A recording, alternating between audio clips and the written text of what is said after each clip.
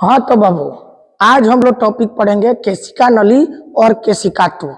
देखते हैं कि इसमें एक्सपेरिमेंट भी बहुत सारा होगा और डेली लाइफ से कनेक्टेड क्वेश्चन भी आपको देखने को मिलेगा। चलिए देखते हैं।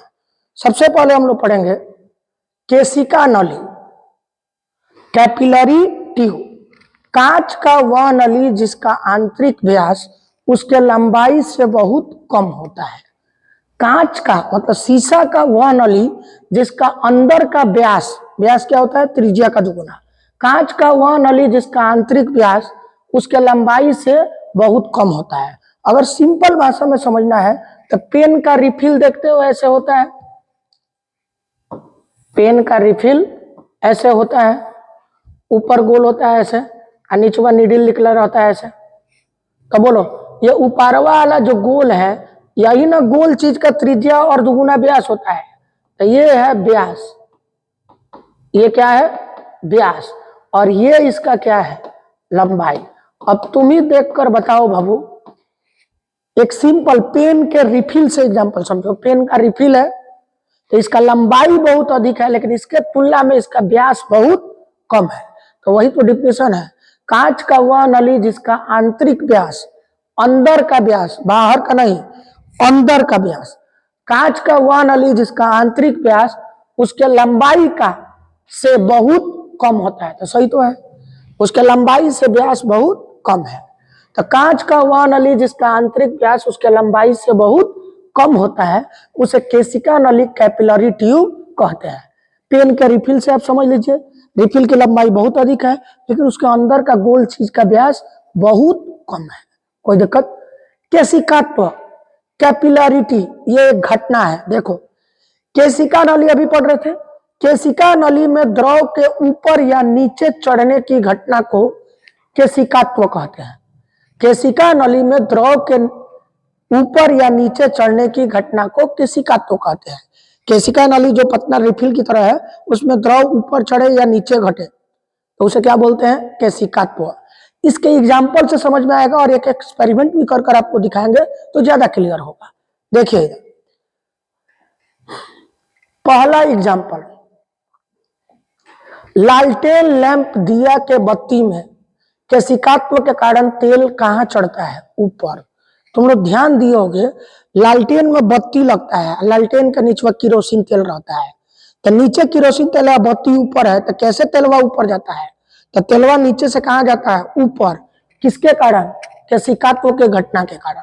लैंप में भी तेल नीचे होता है, बत्ती ऊपर होता है, तो धीरे धीरे किरोसिन तेल नीचे से ऊपर जाता है केशिकात्व के घटना के कारण, और वही तेलवा धीरे धीरे जलता है और 2-4 घंटा जलने के बाद नीचे वाला तेल खत्म हो जाता है। तो फिर हम लोग तेल डालते हैं। दिया देखे होगा, दिया में रुई का बत्ती लगाया जाता है। दिया में रुई का बत्ती लगाया जाता है तो दिया के अंदर तेल होता है, बत्तिया तो बाहर होता है, लेकिन वो तेलवा धीरे धीरे ऊपर चढ़कर जलता है। किस घटना के कारण? केशिकात्व के घटना के कारण। देखो, ये भी एक चीज है, बहुत लोग इसको गलत मानेंगे लेकिन गलत मत मानिएगा बाबू, ये साइंस पढ़ा रहा है, जो सच है वही बता रहे हैं हम। मूर्ति द्वारा दूध या पानी का पीना। बहुत जगह क्या होता है कि मूर्ति दूध या पानी पीने लगता है जिसके कारण लोग पूजा पाठ करता है, तो उनका अपना आस्था है, वो पूजा करते हैं, लेकिन उनके पीछे भी एक साइंस है। केशिकात्व के कारण ही मूर्ति है जो दूध या पानी को ग्रहण करता है। किस घटना के कारण? केशिकात्व के घटना के कारण। बात समझ में आया? इसका एक एक्सपेरिमेंट हम आपको दिखा देंगे तो ज्यादा समझ में आएगा। जैसे देखो,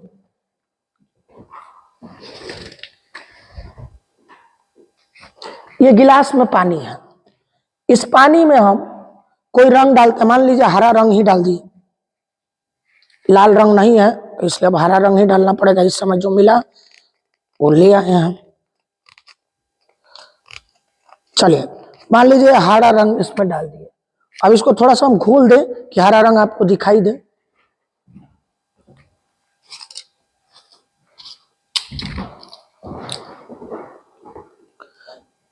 देखिए कहीं आपको ब्लैक मत दिख रहा होगी। देखो तो इसमें रंग इसलिए डाले हैं क्योंकि आपको जो घटना हो ऊपर चढ़ते हुए वो आपको दिखाई दे, नहीं तो पता चलेगा रंग नहीं घोलेंगे तो पानी तो दिखाई देता नहीं है, क्योंकि पानी का कोई अपना रंग नहीं होता है। तो देखो, ये है इसमें रंग घोल दिए हैं, इसमें एक टिश्यू पेपर हम डुबाते हैं। क्या डुबाते हैं? Tissue paper. देखो अपने आप पानी इसमें चढ़ेगा। ये रख दिए, अब देखते जाओ, देखते जाओ, आराम से देखना पानी चढ़ रहा होगा।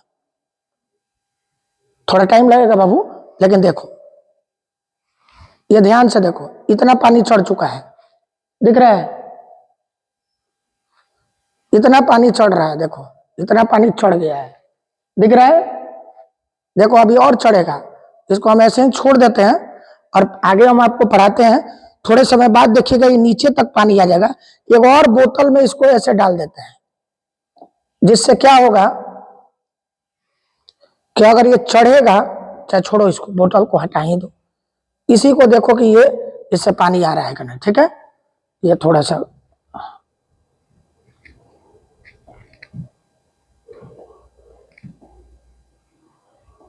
Technical issue. अब देखो बाबू, तुम लोग ध्यान से देखो। अब अभी तो 1 मिनट भी नहीं हुआ, देखो ये पानी नीचे नीचे धीरे धीरे गिरने लगा, धीरे धीरे गिरने लगा। इसी तरह लालटेन और लैंप में जो बत्ती लगता है, उससे पानी धीरे धीरे कहाँ आता है? ऊपर। पानी नहीं, केरोसिन तेल ऊपर आता है। दिया के बत्ती में जो सरसों तेल हम लोग जलाते हैं दिवाली के समय, तो वो भी क्या होता है? तेल नीचे से ऊपर जाकर बत्ती की तरफ जलता है। ये सब केशिकात्व के घटना के कारण होता है। लाइव एग्जाम्पल आप देख लीजिए। देखिए वहां से यहां तक आ गया है सीधे, देखो ये पूरा कलर से भर गया, नीचे गिर भी रहा है रंग। क्लियर? बात समझ में आया? चलिए इसका और भी बहुत सारा एग्जाम्पल है, देखते हैं हम लोग। देखिए टॉवेल या कपड़ा के एक किनारे को पानी में रखते हैं, मतलब तौली का एक किनारा पानी में रख दिया और ऐसे पकड़े रहे तो धीरे धीरे पनिया ऊपर चढ़ेगा, इसी की तरह जैसे अभी दिखाए थे एक्सपेरिमेंट। केशिकात्व के कारण पानी ऊपर चढ़ने लगता है, केशिकात्व के कारण पानी ऊपर चढ़ने लगता है। अब देखो पेड़ पौधा भूमि से पानी खींचते हैं, किस घटना के कारण? पेड़ पौधे केशिकत्व के कारण भूमि से जल को क्या करते हैं? ग्रहण करते हैं, धीरे धीरे वो पानी को खींचते रहते हैं। टिश्यू पेपर, अभी टिश्यू पेपर ही हम लोग लिए थे, टिश्यू पेपर या ब्लॉटिंग पेपर के द्वारा जल का चढ़ना। अभी टिश्यू पेपर लिए थे, रंग डालकर दिखाए हैं कि चढ़ रहा था। कलम के निडिल, कलम दवात तुम लोग देखे होगे, कलम दवात वो नोकीला कलम होता है, तो कलम के निडिल में एक कट होता है, क्या होता है? कट। उस कट के द्वारा केशिकात्व के कारण स्याही कहाँ चढ़ता है? ऊपर। तो कलम दवात को देखे होगे, ऐसे स्याही में डुबा कर लिखा जाता है। आजकल तो सब लिखो फेंको पेन हो गया है, पहले लोग कलम को दवात में डुबा कर लिखता था, फिर लिखने के बाद खत्म होता था, फिर डुबा कर फिर लिखता था। तो देखो कलम के निडिल में कट होता है, जिसके द्वारा केशिकात्व के कारण स्याही ऊपर चढ़ने लगता है। अब देखो मकान के नींव में सीमेंट का बीम बनाया जाता है। देखना, जब मकान का नींव डाला जाता है तो पहले तो खोना जाता है मट्टी को, उसमें ईटा सजा सजा कर ऊपर लाया जाता है, भूमि से थोड़ा ऊपर आता है तो देखना सीमेंट का एगो बीम बना दिया जाता है। कोई भी मकान शुरुआत में बन रहा होगा तो देखना जैसे ही जमीन के थोड़ा ऊपर आएगा एगो बीम बनाया जाता है उजला रंग का, सीमेंट का। वो बीम इसलिए बनाया जाता है क्योंकि ईटा में केशिकात्व का घटना होता है, वो पानी को अवशोषित करता है, खींचता है। तो बीम क्या करता है? नीचे वाला पानी को रोके रहता है। अगर बीम ना बनाया जाए, केवल ईटा से बना दिया जाए मकान, हम बीच वाला बीम का बात नहीं कर रहे हैं, नीचे बीम बनता है, तो अगर वो बीम ना बनाया जाए तो पानी ईटा के सहारे ऊपर चढ़ेगा। बीम रोका है, अगर बीम नहीं रहेगा तो नीचे से पानी कहाँ चलने लगेगा? ऊपर। मान लीजिए आपका घर बना है, बारिश के दिन में आपके बगल के जमीन में पानी जमा हो गया, तो अगर वो बीम नहीं होगा तो धीरे धीरे पानी कहाँ चढ़ने लगेगा? ऊपर। तो देखो नींव में, मकान के नींव में सीमेंट का बीम बनाया जाता है। अगर बीम ना बनाया जाए तो केशिकात्व के कारण ईंट के सहारे भूमि से पानी ऊपर आने लगता है। ये छोड़ो, बीम बनाने के बाद भी लगातार 2-3 दिन तक अगर बारिश हो जाए, लगातार 2-3 दिन तक बारिश हो जाए तो देखना तुम्हारा दीवार भी भीग कर पानी का सीरा निकलने लगता है, मतलब दीवार के ईंट से पानी टपकने लगता है, दीवार में सीलन उठा लेता है। गांव में लोग बोलता है कि पानी का सीलन उठा लिया। किसी किसी को देखोगे अंडरग्राउंड घर बनाता है, बारिश के दिनों में अपने आप पानी आ जाता है। तो कैसे आता है? जो भी ईंटा बिछाया गया वो केशिकात्व के कारण पानी कहाँ खींच रहा है? अंदर। या बगल में पानी लगाते हैं, ईंटा केशिकात्व के कारण पानी खींचकर अंदर ला रहा है, इसलिए अंडरग्राउंड में ज्यादातर पानी आ जाता है।